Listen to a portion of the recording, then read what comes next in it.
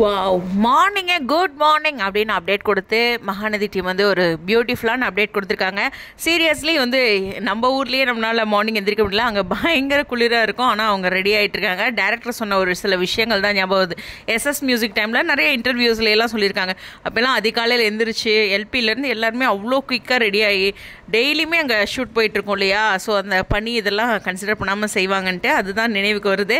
இருந்தாலும் நம்ம ஊர்லேயே மழை கிளைமேட் இப்படி இருக்குது அப்படிங்கன்னா கொடைக்கானல்லையும் அங்கே எப்படி இருக்கும் அப்படிங்கிறது நம்மளால் புரிஞ்சிக்க முடியுது. ஸோ அதிகாலையில் ஒரு ஃப்ரெஷ்ஷாக குட் மார்னிங் அப்படின்ட்டு நம்ம கார்த்திக் சுதாகர் அவர்கள், அதாவது ஷெட்யூல் டைரக்டர், அவர் வந்து போஸ்ட் பண்ணியிருக்காங்க.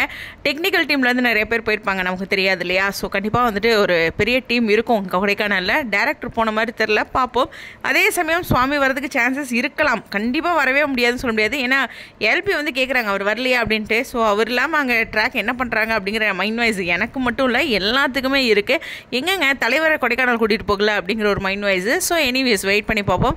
கண்டிப்பாக இன்றைக்கி ஷூட்டிங் ஸ்பாட்டில் பரபரப்பான அப்டேட் வரும். ஆனால் இதில் கடத்தல் அப்படிங்கிற ஒரு விஷயமே இல்லை, கிட்னாப் இல்லை. அதை மீண்டும் மீண்டும் ஞாபகப்படுத்திக்கிறேன். ஏன்னா நானே டைட்டில்லாம் வச்சுருந்தேன். அவங்க கொடுக்குற பில்டப் பார்க்க அப்படி தான் தெரிஞ்சுது. இருந்தாலும் ஃபைட்டு மட்டும் நம்ம பசுவுக்கும் விஜய்க்கும் நம்மளுடைய குமரனுக்கும் இருக்குது. எனிவேஸ் வெயிட் பண்ணி பார்ப்போம். உங்களுடைய கருத்துக்கள். இன்றைக்கும் ஷூட்டிங் ஸ்பாட் அப்டேட் வரும்னு நம்பலாம்.